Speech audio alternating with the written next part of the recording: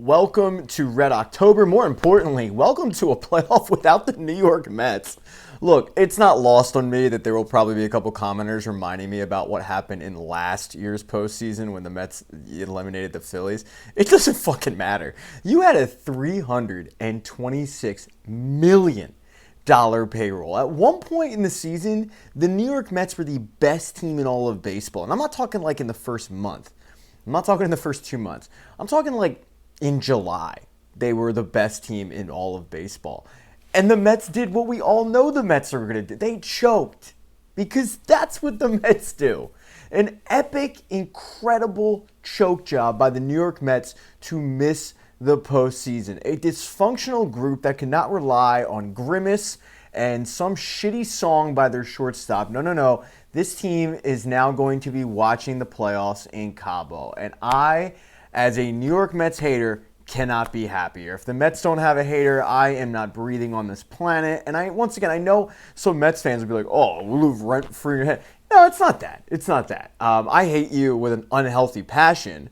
But do I wake up in a cold sweat worried about the New York Mets? No. And you know why? Because of situations like this. Even last year when the Phillies were eliminated by the Mets, and it was obvious that the Mets were that hot team that year, I didn't think they were going to win the World Series because it's the Mets. 1986, still counting. Love it, love it, love it. All right, let's move on to actually the teams that are going to be in the playoff hunt, and mainly the Philadelphia Phillies, who finished the season with I believe the second best record in all of baseball.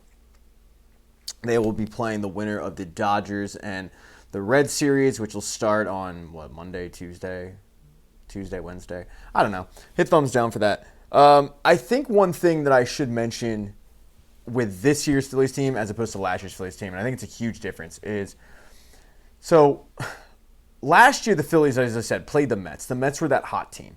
It was obvious. They rode vibes, a milkshake, and a shitty song into the playoffs, and it worked for them. And I remember watching in my apartment the game against the Brewers, or the Brewers were trying to close it out, and Pete Alonso ends up hitting that home run off Devin Williams, and I thought, fuck. Like, this is the hot team. The 2024 Mets are what the 2022 Phillies was. Yeah, the team that went to the World Series. I was like, this is that team. It's that hot team that got hot at the right time, and they're riding that wave into the playoffs, and now they come into Citizens Bank Park in a best of 5, which I hate. And I've always hated best of 5. It didn't matter when it benefited the Phillies or last year, I think, when it went against them.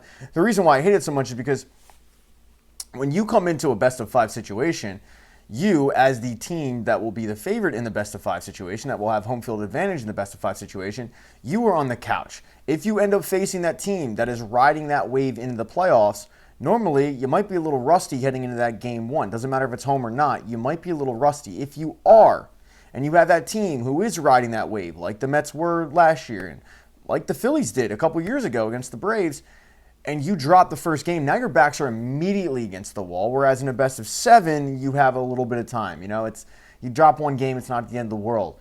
In a best of 5, you drop one game, and it's like, shit, okay, now we still have to go back on the road, and are we that team? You start kind of down, and now you're pressing. And I think that's exactly what happened with the Phillies last season. I think it happened to the Braves, but I think the Braves in previous years, when they faced the Phillies in a best of 5, I think not only were they pressing, but I think they did get rattled by the Citizens Bank Park crowd.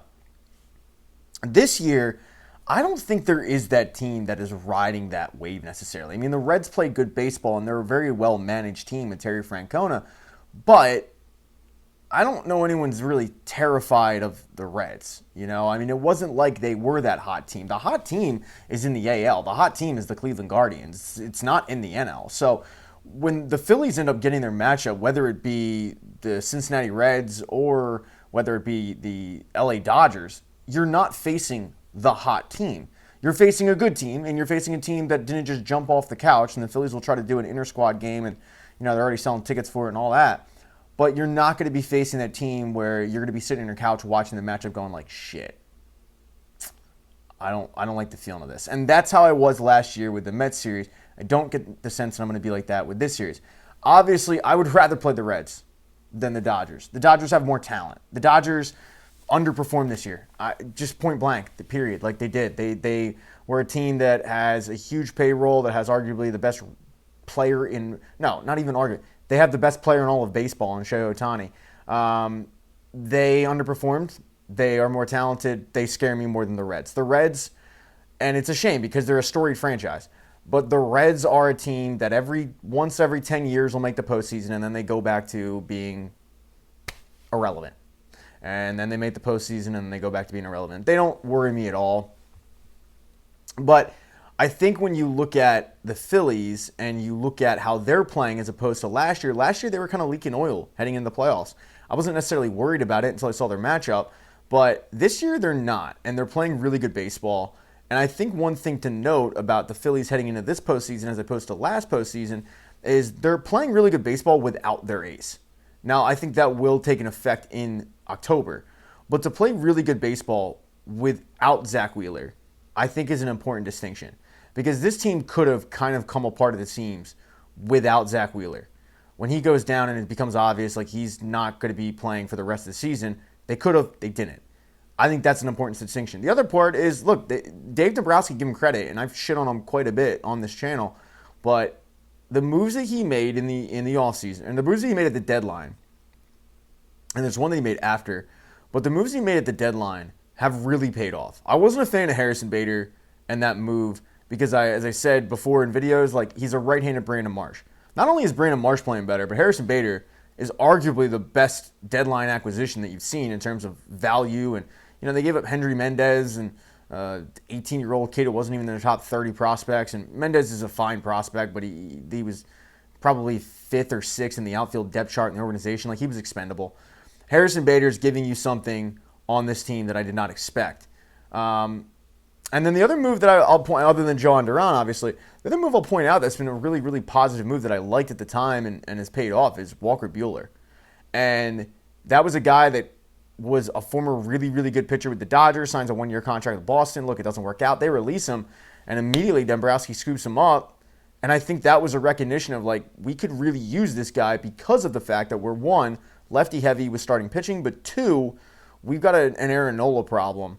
And that's where I'll dive into the Nola situation, which does concern me. Because while Nola's last outing was good, I'm concerned that the organization will fall into a little bit of fool's gold with him. So with Aaron Nola, everybody knows that the expectations going into this postseason are going to be high for the Phillies. At this point, you don't want to become for the Philadelphia 76ers where it's like people just are, it's apathy is set in. They don't really care, and they're in danger of doing that because of how the last couple of postseasons have gone. World Series, NLCS, NLDS, you need to win this year, And if you don't, fingers immediately start getting pointed all over the place. Blame starts getting bandied about, and the organization is going to handle a lot of the blame when it comes to anything. I mean, we all know Philly fans are ruthless.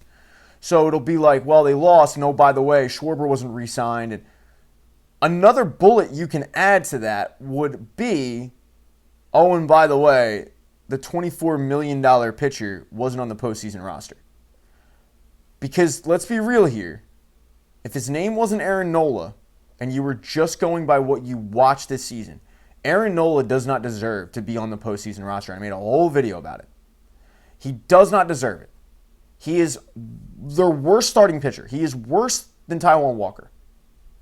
But with the way that he ended this season, i.e. one start, and it was a great start, but the way he ended this season with that one start will give the organization enough ammunition to put him on the postseason roster, because I really do believe they don't want to deal with the backlash of leaving a $24 million pitcher with 6 years remaining on his contract off. It's a bad look for an organization that signed him to a bad deal, and he's a, quote, big game pitcher. Like, he's been there before. That means absolutely nothing, but he's been there before. My concern isn't necessarily that he will be on the postseason roster. That's a guarantee. My concern will be they force him into a starting spot, i.e. they force him into a starting spot with the NLDS. No, I can't have that. Cannot have that. It's too important. I want to see Walker Buehler if you want to really go righty in that situation. I do not want to see Aaron Nola unless it's an emergency situation.